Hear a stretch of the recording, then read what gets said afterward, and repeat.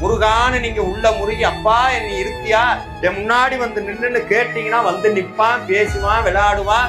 நான் உங்க கூட தான்டா இருக்கேங்கிற உண்மையை உங்ககிட்ட சொல்லிக்கிட்டே இருப்பான். ஆனா அவனை பார்க்கறதுக்கு நமக்குத்தான் தகுதி பத்தாது. அந்த தகுதி வரணும்னா தினந்தோறும் திருப்புகள் பாடுங்க, தினந்தோறும் கந்தர் அனுபூதி பாடுங்க.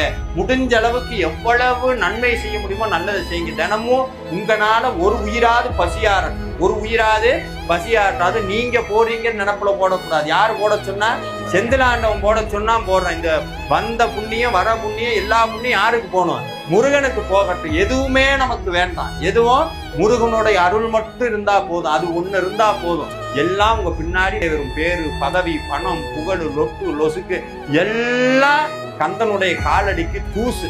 யாரெல்லாம் முருகனுடைய காலில் விழுகிறீங்களோ அவங்க அத்தனை பேர்த்தையும் வேற யார் காலையும் விழுகாத அளவுக்கு வச்சு பார்க்கிற ஒரே தெய்வம் செந்திலாண்டவன் மட்டும்தான்.